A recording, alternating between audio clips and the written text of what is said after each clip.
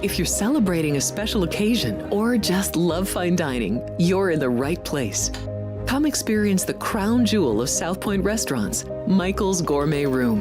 Welcome. With over 600 different types of wines and magnificent dishes prepared tableside, you'll revel in the rich classic Vegas decor and the best black tie service in the world. This intimate gourmet room has earned accolades galore. Come to Michael's Gourmet Room for an unforgettable dining experience. Another famous restaurant is the Silverado Steakhouse, where you'll find the charm and service that discerning patrons require. From top quality steaks and chops to fresh seafood and desserts, you'll love the award-winning wine list and menu at Silverado Steakhouse. Steak lovers have even more options with primarily prime rib. Catering to hearty appetites, the menu features a variety of flavorful prime rib cuts, dry-aged to ensure tenderness, and then seasoned and slowly roasted. Although prime rib is our specialty, it's not the only thing on the menu. There's something for everyone. And if you're craving a taste of Italy, come experience delicious Italian cuisine and the attentive service at Don Vito's. Our culinary team starts with the freshest ingredients and transforms them into traditional favorites. And don't forget Italian desserts. Don Vito's. Savor the taste of Italy. Finally, if sushi is more your style, join us at the popular Zenshin Asian restaurant and sushi bar, where we're serving up the freshest sashimi, nigiri, and sushi rolls. And beyond the sushi, an exciting contemporary Asian cuisine menu. Plus a variety of specialty drinks, Japanese and domestic beer, wine, and sake. Balance your hunger with Zenshin. Sports by the book. Sports by the book. Sports by the book. Sports by the book, South Point Studio. We don't make stuff up here. I would only play the Pirates team total going under. What the hell happened to Minnesota's pitching? This total has really crashed without plumbing the lineup. I think this number's too high, but they're landing me the 6. Oh, I know. Caitlin Clark drives handle on the WNBA. Never mind all these Mickey Mouse other stations. We are giving you hands-on information. It's Sports by the Book at the South Point Studio. Here's Jeff Parles and Alex White. Good morning. Welcome in. It is already the middle of the week here on Sports by the Book. Live as always from the South Point Hotel and Casino here in lovely Las Vegas, Nevada. I'm Jeff Parles. She's Alex White. We got to get rolling here. Yes, a lot of day baseball. 4 games already underway and 1 starting in a few moments. So we just got to hop right in. By the way, before we do get to Mets and Angels, Tennessee Titan preview is live on the YouTube page right here, Sports by the Book. Make sure you're, I actually even wore the colors to promote that. Get all the NFL previews through the next few weeks. Ryan, Cleveland Browns out later today, correct? Brownies go live later today. So starting at the bottom, and we'll be working our way all the way up to the defending champions of Philadelphia. The final team they'll end up being released. So Browns going live later today on the YouTube page. All right, Alex, let's kick it. Let's get to it. Let's start in Queens. By the way, we apologize that Major League Baseball actually played 4 games at noon Eastern today. That's a rarity. So we don't have anything on Reds, Nats, Padres, Marlins, Giants, Braves, or the Pirates looking to sweep the Detroit Tigers. By the way, Pittsburgh already up 1-0 in that game. So Red Hot Pirates. Red Hot, well, after getting skunked by the White Sox, they flipped it around and beating up on the best team in the American League because, of course, baseball. Why not? All right, let's go to Queens. The Mets look for a 3-game sweep over the Angels. 3 runs in the 5th was enough yesterday in a 3-2 win for New York over L.A. Sean Manaea makes his 2nd start, his 3rd appearance. Now, Manaea has not gone longer than 4 innings in any of his appearances so far, but The anticipation is the Mets will now have about an 85 pitch limit with him as opposed to a 70 pitch limit that we saw on Friday. So expect a little more length from Manaea, who has pitched well in his first 2 appearances. Angels going to be relying mostly bullpen-wise here today. Burke will at least start the game for LA, looking to avoid the sweep. Mets are minus 165, Angels plus 150, total of 9 in Queens today. Manaea did look good in that start against the Reds. As you mentioned, went 4 innings. Just 2 walks, struck out 6, and 1 hit, allowing 1 run on that 1 hit. So I think he can pitch well here today against the Angels. Now, their offense has been very good, so it might be a tough outing for him. Batting .297 as a team in their last 7 and 1.42 WRC+. So this Angels team, not a lot, pretty underwhelming this year, but one thing about them is their offense can get going. It's a lean to the over for me. I mean, even if they get through Sean Manaea with just 1 earned run in that 4, I do think they can get to the bullpen later on. And as you mentioned, the Angels going with the bullpen game here with Burke starting. Really, he's been doing most of his work middle relief. I don't think he'll go more than 1 or 2. I think the Mets can get to them as well. So it moved up already, 8.5 last night. Now it's already up to 9. I don't love it at that 9, but that's the way I would lean here. Wind blown out, 8 miles an hour to left. So again, good hitting conditions. Yesterday didn't get there in the total. Both Montas really just kept stepping in and out of trouble last night, and the Mets only hit for 1 inning against Hendricks, a home run and an RBI single, and that was enough to get the victory for New York. Who again, it's National League East. We've warned you it's going to go down to the final week. More likely than not, maybe even the final weekend. Philly won last night behind an absolutely incredible performance from Christopher Sanchez. He's now, honestly, might even be in the Cy Young race again with his teammates Zach Wheeler and Paul Skeens. But the Mets and Philly separated by a half game in that National League East. How many times do they still play each other? 7. 3 in New York, 4 in Philly remain for those 2 teams. So a lot of action against each other. Mets have won 4 out of 6 so far in that matchup. So again, remember, there's no 1-game playoff anymore. There's no game 163. And you play 13 games against your division mates. If there's a tie, whoever won the head-to-head will end up winning the division, or whatever way you look at it. Again, this could come into fruition with the Cubs and the Brewers, who play each other 8 times the rest of the way, who are now in a tie after Milwaukee's win streak finally was snapped yesterday. Cal Rowley's home run was the only thing that happened last night in the Pacific Northwest. All right, Alex, let's go to Colorado.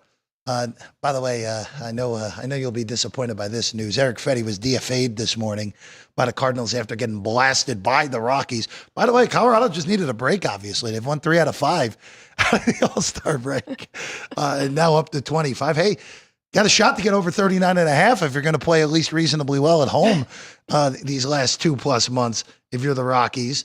So this is a rubber match, day ball in Denver. Palante and Gordon. Palante's a huge favorite at minus 185. You know, Alex, I was thinking, wow, this is 11. This has been lower than this whole series has been. And then you look at the weather with a realistic chance of rain during the game. 82 degrees, not terrible, obviously, for Denver at any point of the year, but the wind's blowing straight in from center.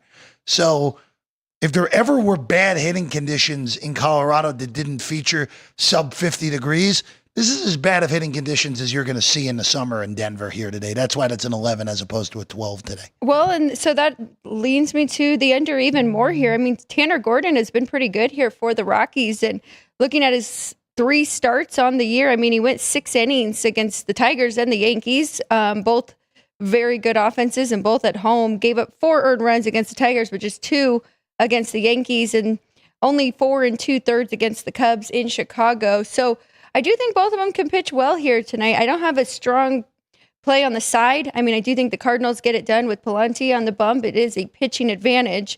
But yeah, lean to the under there. But kind of like taking the Rockies team total, adjusted team total now over. I think there's better ways to use my money today, so I'm going to stay away from this game and then under as well. I can't really blame you on anything you said there. Like, yeah, this is great. There's no such thing as great conditions for pitchers in Denver, but this is as good as you're going to get in the summertime. But let's spend our money other ways today, right? There's still 11 games to choose from, even with the ones that already have gone underway. And also, Who knows? Maybe we'll find an in-game bet while we're on the show here today in those 4 plus the game in New York that's just about to start.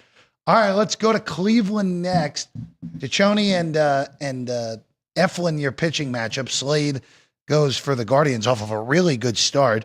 Guards, by the way, back to 500 with a good start out of the All-Star break, 4-1 against 2 of the worst teams in the American League, doing what you need to do. Now, started probably too far behind Detroit to realistically make a real effort at this, still 9 back, but hey, crazier stuff has happened over a few month period in baseball, as we know.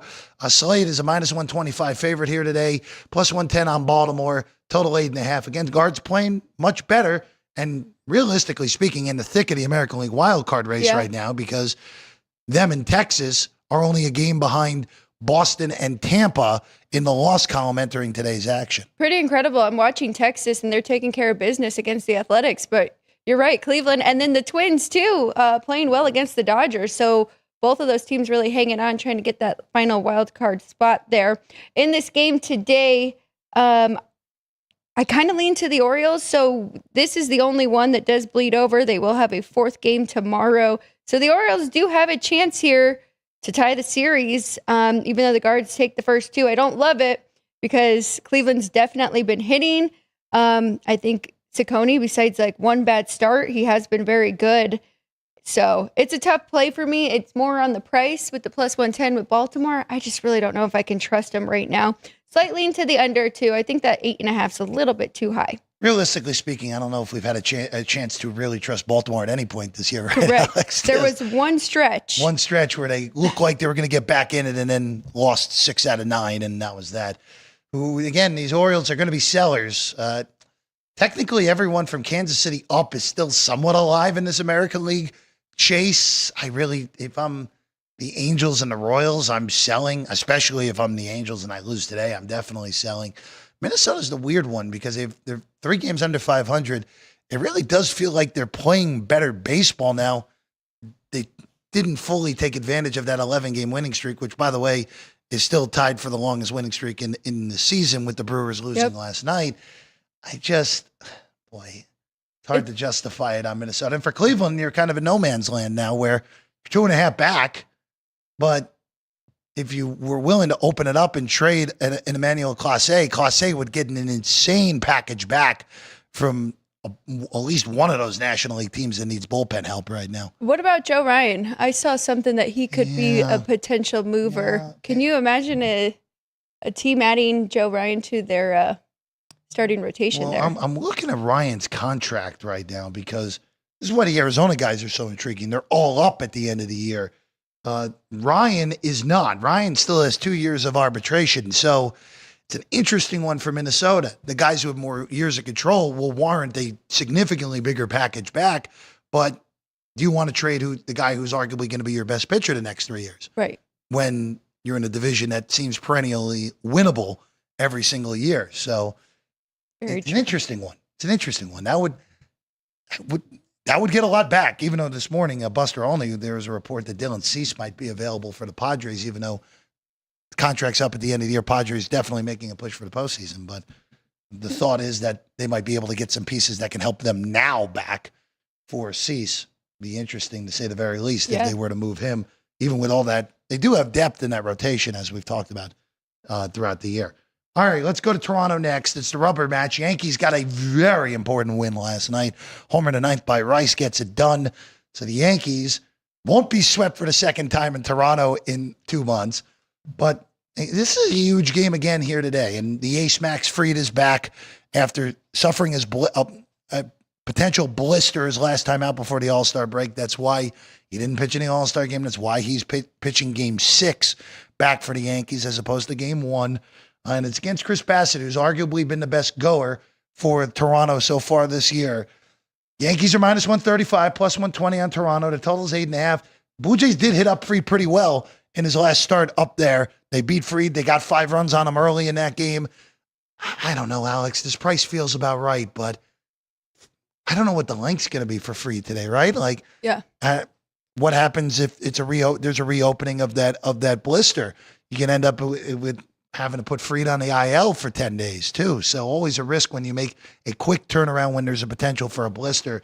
But I'm going to stay out of this, Alex. I think everything's okay here. I mean, it is intriguing, right? Taking that plus 120 with a team that's just been so hot in the Blue Jays at home.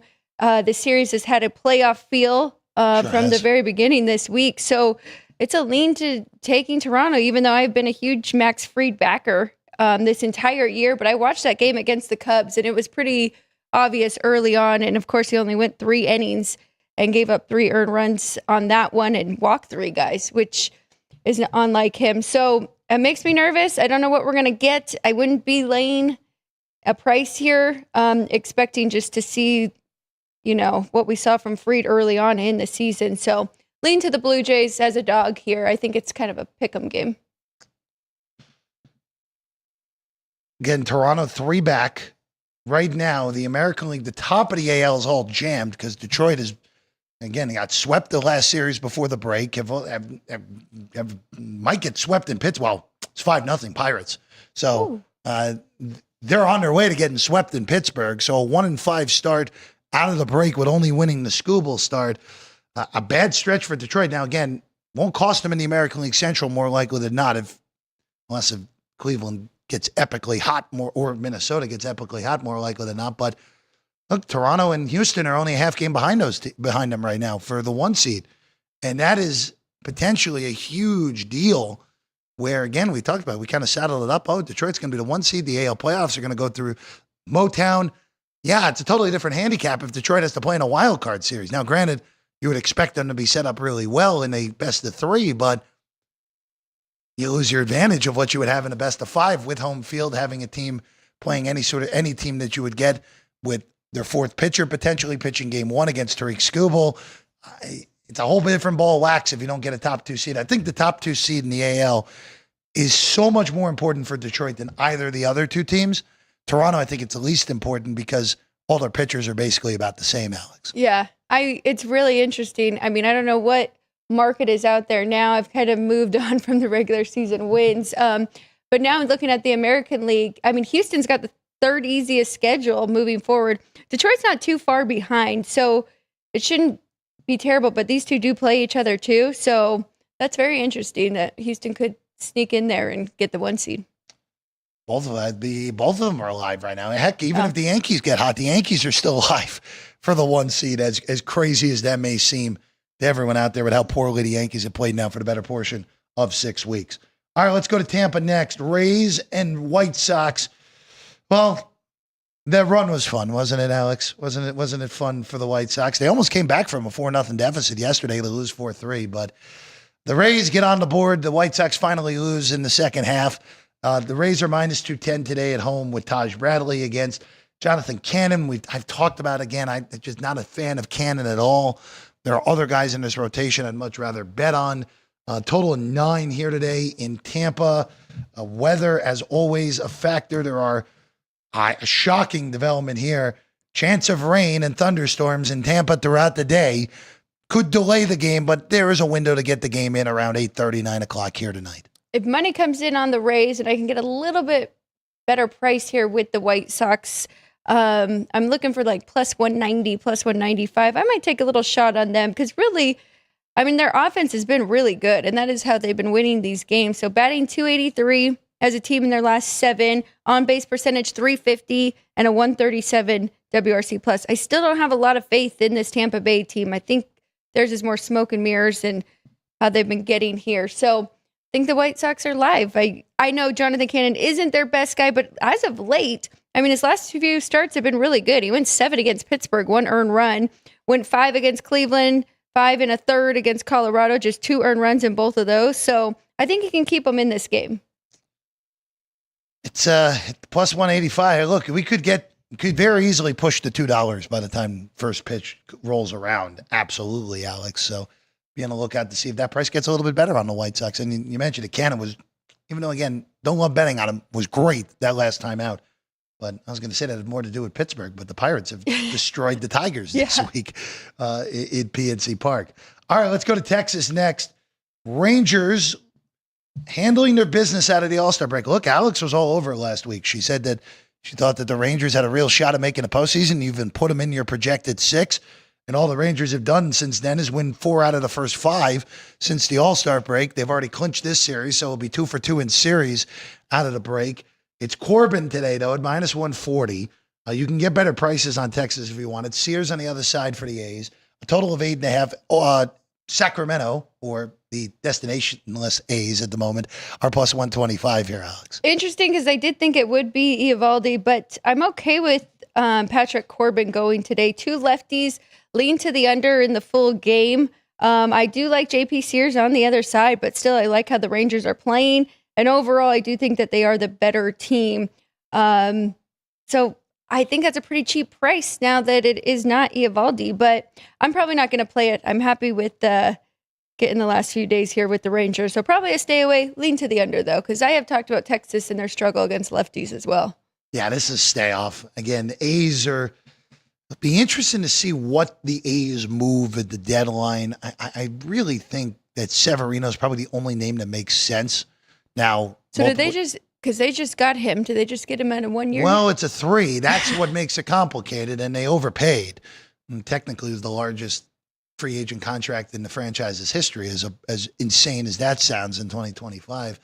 That's what makes it a little bit complicated. Who's going to be willing to pick up, and they probably get a lesser package because 2 years of overpaid. But I don't know. They're not going to trade the young guys. No, I don't think. Unless if someone offers an insane package for a Soderstrom or someone of those. They're not trading Butler. They're not trading Rooker. They're not trading Wilson. Mason Miller always will be mentioned as a potential. But, again, I think the Sox would have to be blown off the A's in order to trade Mason Miller. So they're the ones that out of it that I don't know what realistically is sold just because of the construction of their roster. All right, let's go next to the north side of Chicago. Day baseball there. Hey, Rich Hill actually didn't pitch too poorly yesterday, but the Cubs got the victory. So a rubber match at Wrigley this afternoon. Rhea and Lugo. Again, audition day for Seth Lugo, who seems to be the most logical Royal to be traded at the deadline. Minus 160 on Rhea, plus 145 on Lugo. Big total for these pitchers. And, that kind of tells you what's going on in Chicago. If the total's 10 with 2 guys that are number 2, number 3 starters, the wind is blowing straight out to left at 12 miles an hour, and it's 90 degrees. Boy, those are some darn good hitting conditions at Wrigley with that wind and the heat here today, Alex. That's not good. And Seth Lugo, he has given up 5 home runs in his last 3 starts, so Cubbies could definitely get to him. Rhea on the other side, I don't have him quite as high. I want to take a look at his last few starts. He has definitely been very good in his last 4. He had 1 blow up there against Seattle, but besides that, going at least 5 and the last 3 just 1 earned run. So might be tough for the Royals side. I don't trust their bats at all, even though since the break they have been better. Maybe a Cubs team total over. How high are we looking on that? 5.5. Yeah, still probably okay. Again, you don't get days like this very often where the total stays at 10 at Wrigley also. You'd see 11 and a half with the wind blowing out and it being this darn hot in Chicago today. So, yeah, I think it would have to be a lean to the over, right? And a lean to a team total over with the Cubs. Well, just again, I know they technically haven't scored the most runs in baseball. They are the best full lineup in baseball to me. And again, entering today's action, them and the Brewers tied for the best record in the National League. By the way, real quick, I know again, I've got to give you credit for last week, and we still have a lot of ways to go, but you had the NL Central champion Cubs as the 1 seed and the Dodgers down as the 3. But the Dodgers are really messing around right now. And you get swept by Milwaukee. Last night, it was the Dodger bullpen that just blew up against the Twins last night. But the Dodgers got to be careful here because this year in the NL, we've talked about it all year, Alex, where finally, after last year, you had 2 teams that were the 1 seeds in the respective leagues. Like, all right, everyone should be over hey, you can't win an NLDS or an ALDS with the bye. That nonsense, forget it. That was just probably a 2-off sample size. That gonna happen. It's baseball. We know how random the baseball playoffs are. Being a top 2 seed in the National League is critical to a deep playoff run this year. At least in my book, because just look at the quality of teams that you would have to play in a wild card round. Milwaukee has been the best team in baseball the last month plus. The Mets are it's still in there with New York that they are a World Series caliber team if they can put it all together at once and with the pitching healthy. San Diego and San Francisco are both high-end teams that are the likely 6th seed at the current moment. Boy, you imagine the Dodgers having to play an emotional 3-game set against the Padres in the wild card and then have to flip around and go to Wrigley for best of 5 with the Cubs? That's not easy. No. That's not easy at all. So, I mean, it is critical, at least to me, getting the bye this year. And look, right now, the NL Central, the Cubs and the Brewers have that inside track to the number 1 seed, a game in front of the LA Dodgers at the moment. Curious, what do the Dodgers have coming up? How's their schedule looking? Because everybody is just waiting. So the Dodgers are in Boston this upcoming weekend, and then they have a long East Coast swing. They go Boston, Cincinnati, and Tampa. Now, there isn't anyone that's overly imposing in that stretch, but there's no pushovers. No. There's no pushovers in that. Now, look, the big advantage for the Dodgers is that they have multiple series left with Colorado. So you have 6 games where the Dodgers should go 6-0 in those 6 games against the Rockies. But the rest of the schedule, all right, you get the Pirates, you get the Orioles on the road. Those are supposedly pushovers, but the Pirates are pummeling the best team in the American League this week, and it's baseball. We know anything can happen in a 3-game series. The Dodgers, again, Brewers obviously have tied for the best record in baseball.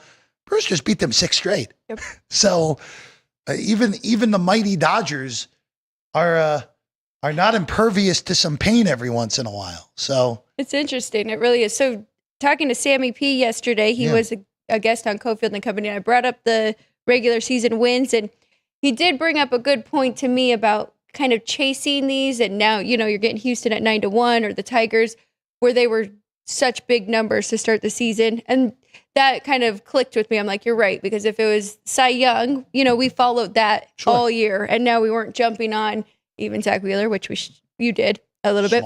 But I didn't, even though we should have, even if it was dropping 5-1. But so that made more sense to me. And I do trust the bookmakers. But I mean, the Dodgers, they got to stop messing around. Really. I mean, it's go time here. So it'll be interesting who gets that 1 seed. Again, right now, Dodgers game behind. We'll get to more Dodger talk in a minute because they're in action a little bit later this afternoon as well. All right, let's get to the Arizona next. Astros and the Diamondbacks. Look like Arizona turned a corner. They beat up on St. Louis, and then they've lost 2 in a row to Houston to come crashing back to earth. By the way, that was a good price yesterday on Houston. We talked about it. It was pretty fortunate. I felt like I got one back from the day before. Yeah, got there. Bases loaded, bottom of the ninth, got out of it, no outs. So got there. Yeah. Got there on all accounts. 3-1 win for the Stros. Walter and Fott, your pitching matchup here today. Fott's -30, total 8.5. I see that plus price now. I'm not a big guy, not a big fan of Walter on the Houston side. And Fott has been kind of such a weird guy over these last few years where he's had stretches where you want to bet on him and stretches where you can't wait to fade him. Right. It hasn't really been that of either of those of late. He's just been kind of middle of the road. I would look to bet Houston here as a plus price, Alex, going for the sweep. And how often are we getting the better team as a plus price with not a distinct pitching advantage on the Arizona side? It is pretty impressive, too, with Houston because they did have a couple injuries, and then they bring up some guys, and Bryce Matthews has really been helping them get these wins these last few days. So just good organization if they can keep it going. Brandon Pfaadt, is this where the wheels fall off? I mean, he's coming off the best start of the year, going 7 against the Cardinals with no earned runs, just 4 hits in that one. So I don't know if you're right. It feels like the point where I'd be like, okay, let's back Brandon Pfaadt. But that makes me a little bit nervous against this Houston Astros lineup. So all in all, lean to taking that plus price. But I think I'm probably just going to stay away today. It's only the Stros for me here in this one, Alex. Plus 115. You can get plus 120 in the market, so shop around as always on these prices. All right, the last 3 of the day. Boy, this is going to be an early night for baseball because all these day games across the board, Alex. And we go to Seattle next. Rubber match between the Brewers and the Mariners. Mariners behind a big dumper solo home run. That was all they needed. Yep. 1-0. They beat the Brewers. Mizorowski didn't give up the homer. He went 5 strong before the Brewers. Again, they're going to be very cautious with the young high-end arm. Minus 120 on Castillo today. Priesters plus 105. Total of 7, Alex. Do we go back to the well on the under here in this game, or are we a little bit more careful with not quite the quality of pitching of yesterday? I don't know. I'm still leaning to the under here. I don't know if it is enough to get there with a 7. To lean to the home team, too. I like the way the Mariners are playing. I do like Castillo. I think he can pitch well here today. His median numbers going 6 and giving up 2 earned runs. I think that's just enough to keep him in this. Now, the Brewers, it's interesting, right? After their win streak, we'll see how they bounce back here today, but it could be one of those where the balloon kind of burst and Mariners might be able to pull out another one. You know, I'll just say this with Milwaukee, and we touched on this a lot yesterday. It was even in the social clip out there yesterday, where what the Brewers have done is pretty astounding. Now, the one thing that I think is replicable, though, in the postseason, when you have the high-end starting pitching, and this goes for Seattle, too, if the Mariners make the playoffs, where you have a rotation 1, 2, 3. I mean, who's got a better rotation 1, 2, 3 in the American League? Obviously, Detroit's better at number 1, but the Mariners 2 and 3, and if we're going to even go as deep as Wu in that rotation, those 1, 2, 3, 4 are as good as anyone in baseball. Forget the American League baseball. And the Brewers kind of have that. Now, it'll come down to Priester is going to be critical to the operation, and Quintana is going to be critical to the operation when we get to the postseason, assuming the Brewers don't collapse. I think it's pretty safe to say that the Brewers are going to make the playoffs.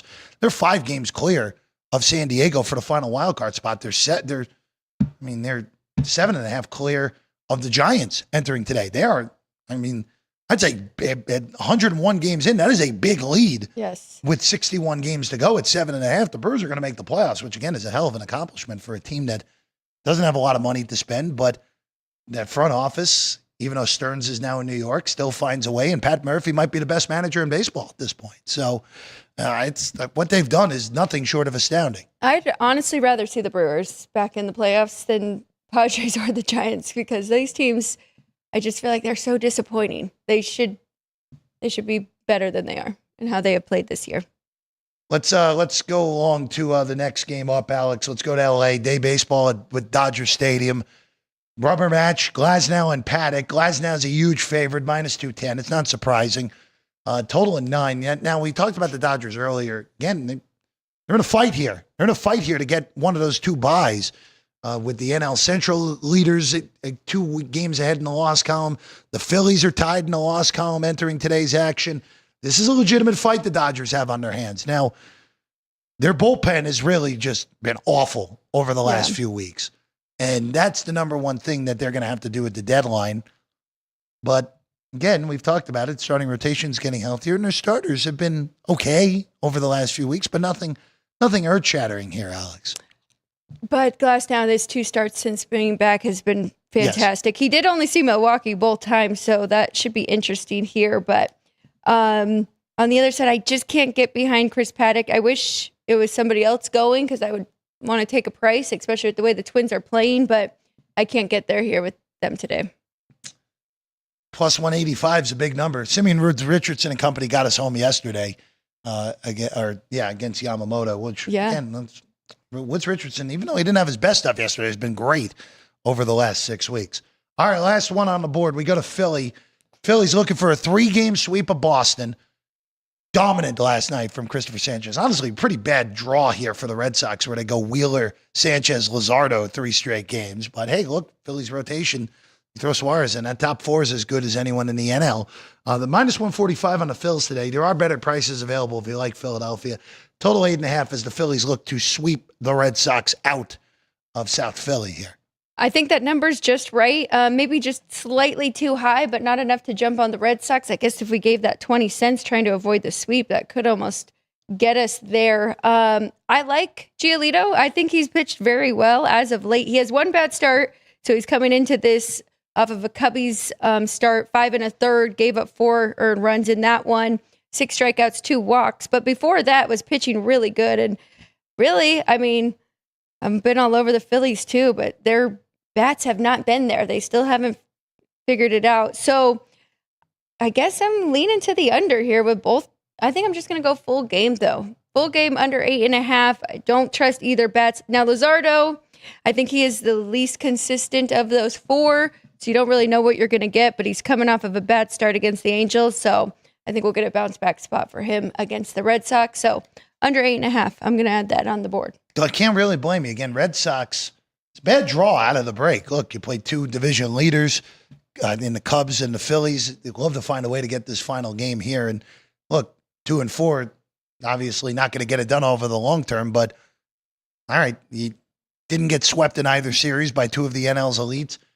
You're still in that final wild card in the American League. You can deal with it. Oh, by the way, the reward after this is they get the Dodgers at home for 3. So it's a brutal 9-game NL-only stretch out of the All-Star break with the 3 division leaders that were That is so in the NL. Yeah, brutal for Boston coming out of the break. All right, that's the baseball card here on a Wednesday. When we come back, we'll give you the trivia answer. Alex will give her whiteboard out, and we'll tell you what's going on the rest of the week right here, Sports by the Book, South Point Studio.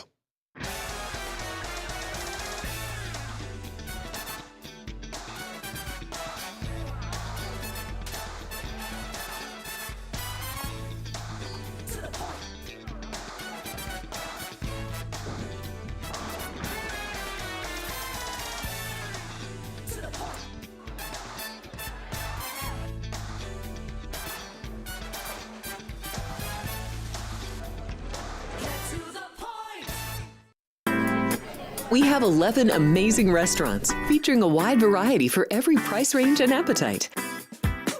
South Point's Garden Buffet has something for everyone at unbeatable prices. Or if hunger strikes in the middle of the night, join us at Coronado Cafe.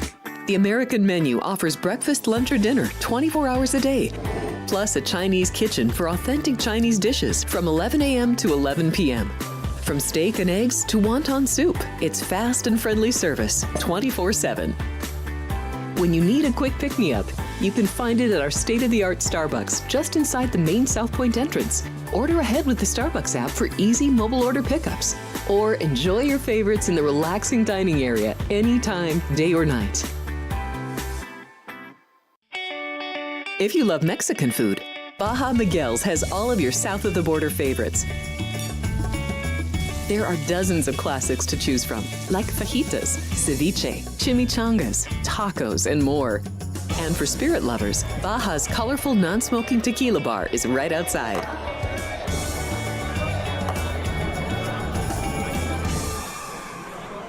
Sports by the book. Sports by the book. Sports by the Book, Sports by the Book, South Point Studio. We don't make stuff up here. I would only play the Pirates team total going under. What the hell happened to Minnesota's pitching? This total has really crashed without plumbing the lineup. I think this number's too high, but they're laying me the 6. Oh, I know. Caitlin Clark drives handle on the WNBA.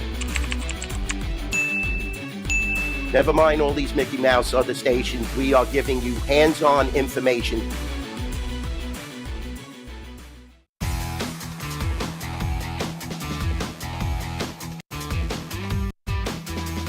Welcome back in. It's a Wednesday. Sports by the Book, South Point Studio. Jeff Parles, Alex White. You can see our names behind our heads. You don't even need any other descriptor for who we are here on the show. So, Alex, we will get your whiteboard in a few moments here, and I know you're working on completing it all out. So we'll get the trivia question first. So we go to golf. It's El Tigre. Tiger Woods won his first Open championship at St. Andrews on this date in 2000. Jeez, 25 years ago. Crazy in that right. In doing so, he became the youngest player to complete the golf slam. So winning all 4 majors. He did it at the age of 24. That record still stands today, and quite frankly, probably will never be broken, realistically speaking. Who was the previous record holder of the distinction, and at what age did they complete golf's Grand Slam? It's a good question. Good job, Vince. Good job. Like it. The answer is Jack Nicklaus. Nicklaus did it at the age of 26, so the Golden Bear. Of course, again, Tiger couldn't quite catch him for the most majors, as we know. Jack still holds that, and unless if Scotty Scheffler finds a way to get there, Jack will probably hold that record for a very, very long time. Of course, Rory McIlroy became the 6th golfer ever to accomplish the career Grand Slam. It's a matter of time before Scotty Scheffler becomes the 7th whenever he wins the U.S. Open for the first time. So that will be coming more likely than not. Maybe he'll come next year at the U.S. Open, Alex. But Scheffler will more likely than not join that list of 6 to make it 7 at some point soon. Nick got it. So Nick gets a quick answer today. So after 2 days of JR, Nick back on the board. Nick is still in the lead for the month. And by the way, Alex, this is the quickest July I can ever remember. It's the quickest July I can ever remember, especially since like past the age of like 12, when summertime was still the season you really very much look at. But boy, already July 23rd. Next Friday's August.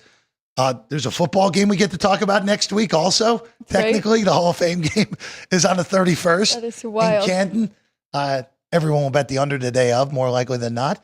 But yeah, crazy. But congratulations to Nick on continuing his lead out.